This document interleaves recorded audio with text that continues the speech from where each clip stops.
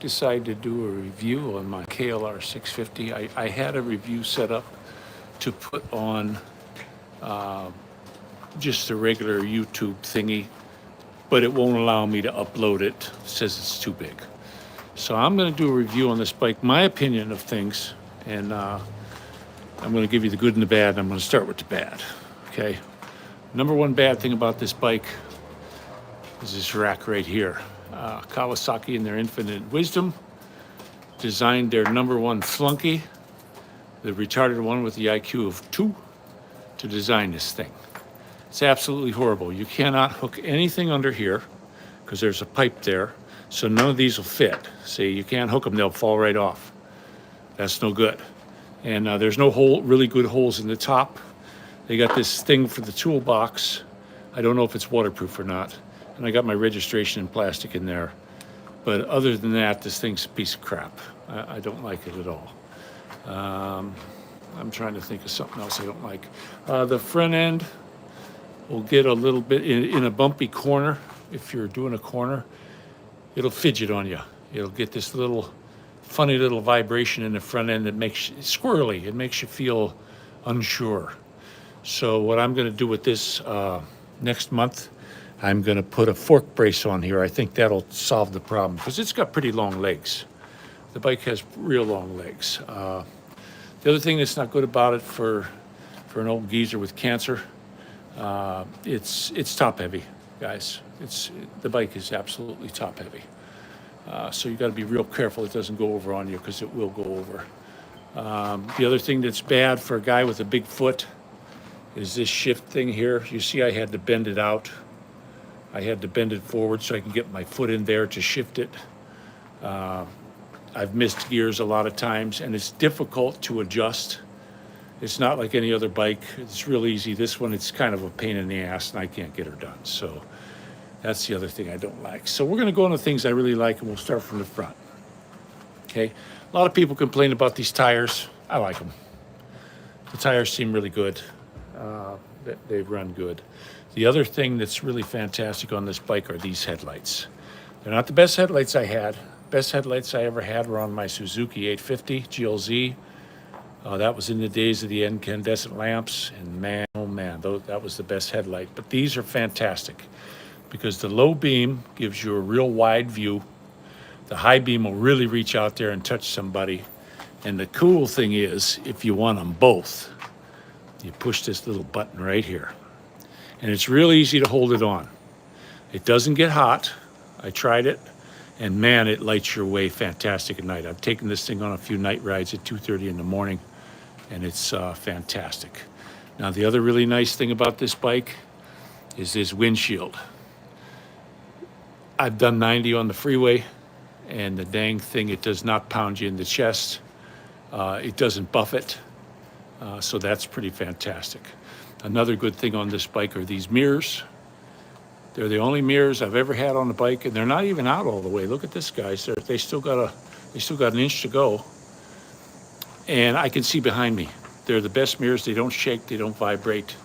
There's no need to touch those mirrors. They're absolutely fantastic. Now, moving back a little bit more, 300-mile-gallon tank, guys. I go 320, and there's still gas in it. You never hit reserve. It's fantastic. Absolutely fantastic. Another thing is this seat. Best seat of any other bike I've ever had. You can ride all day. It doesn't crunch your balls. You're not sliding forward on it. You could ride, if you want to iron butt, this is the seat to do it on. It's really fantastic. Brakes on it, guys.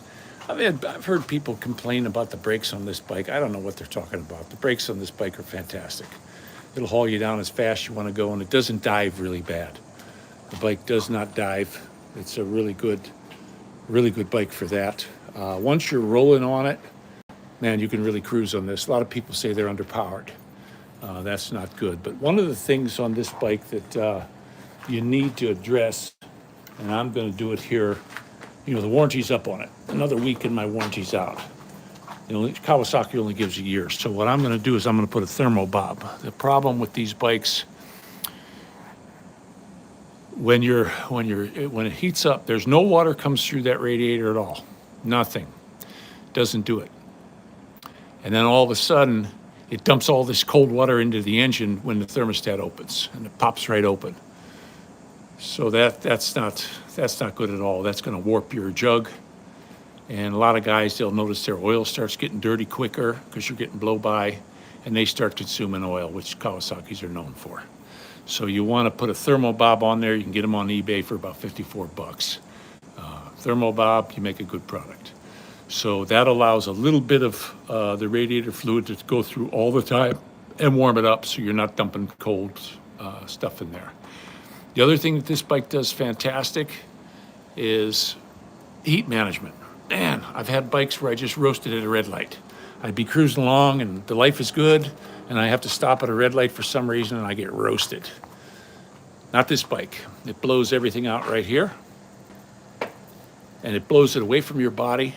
I imagine in the wintertime you could put a little bit of duct tape on here and then run a vacuum cleaner hose into your jacket, and you could throw some heat up in there for yourself so you can go in the real cold. It's got these little tiny things to keep the wind off your hand. There's no heated grips on this. I did not get anti-locks. I wanted to lock up the back wheel, but no matter how hard I tried, I can't lock this back wheel up. If you get into a low crash, you want a low side. You always want a low side. You never want a high side on a bike, and it might be the tires are just grippy as hell. I did have a problem with this one, losing air, and it was right here in this valve. It came that way. I was constantly putting air in it, and I bought one of those little tools. I had to replace it because it had a big nick in it. Somebody, when they were putting it in, put a big gouge in the rubber on the valve stem. So guy got me a brand new one, and that was in good shape. Everything was pretty cool. I got that, and I tightened her down really good, and we haven't lost any air since. Front tire only takes 21 pounds. Back tire takes 36. I don't run it at 21. It just ain't right. I got 26 pounds in it is what I run in it, because 21 is just a little bit too low. It's kind of herky-jerky. But the fork brace is absolutely going on here. I'm going to order it next month. I'm trying to think of any other good thing on it. Power-wise, a lot of these guys say these things are underpowered. I don't know what they're talking about. This thing's got all the power you need. This bike right here is the equivalent of a Lincoln with airbags. There's no bumps. I needed that. I have an extremely bad back, and I needed a nice smooth ride. And you can go over huge potholes. I was coming down the road, and I hit a dang thing. A lady just got right next to me and wouldn't get off my side. And then all of a sudden, I'm doing about 45 miles an hour, and there's one of these manhole covers that's about 4 inches deep. And I thought, oh shit! And I was trying to stand up, but I'm weak, And I went right through it and didn't even notice it. The bike didn't even break stride. It was nothing. So that was a really cool thing. She starts right up. It's fuel injected. You just touch that button, she fires up. Wait until you hear the pump stop. As soon as the pump stops, you just got to blip that starter, and she fires up really good. I'm ready for an oil change and clean the chain. The way I do my chains, I just take the used motor oil. I'll clean the chain off with WD-40 and a brush, get all the big stuff off, and then what I'll do is I'll take the chain and I'll throw it in a bucket, and I'll dump that used motor oil in and let it soak overnight. Then wipe it down real good or blow it off, and put the chain back on. It's really easy to get the parts off of this. Now it does have a plastic skid plate. I'm not going to go off-road on this bike. I'm not going to take a chance on busting a leg or a collarbone or anything. But it has a plastic skid plate. I've made the mistake in years past of putting aluminum, and then you got this noise droning right up in your ears. I love this bike that it's quiet. The one thing about this guy said, oh, why don't you take that screen out of the back? It'll make it a little louder. Well, I don't want it louder. We got a guy down here with a Harley, and he's got straight pipes on it, and he'll come in at 2:30 in the morning and set every car alarm in the place off. Way up here, he sets them all off because that thing's just boom, boom, boom, boom, boom. Mine, I can slip in here. I've done some night rides. I've slipped in here, just in second gear, going real slow, 10 miles an hour. And I don't set any alarms off. So I like that it's quiet. She's top heavy, guys. That's all there is to it. You can see on the ground the spots that it makes. Check this out. You know, you could tell that's a lot of weight. And the sun doesn't come in here, guys. There's no sun that comes in here. I got to get a wooden board to put down on here. But this is the machine. If you're an old geezer with granny flaps and you're over 6'4" and you want a bike, it's a tall bike. They have an S model. I sat on it. The seat sucked. Right off the bat, I noticed the seat was hitting me right in my hip bone, like on the inside.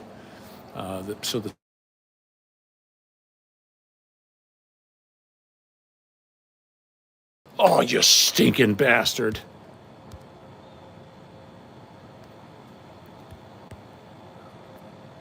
What happened? I don't know what happened, guys. Sorry about that. Stupid people calling me, but I had to put this on for my hand. So I put that on there. I went to the store and I bought that, and that works out really good. But that's my review on the KLR 650, for better or worse. And we'll see you guys later.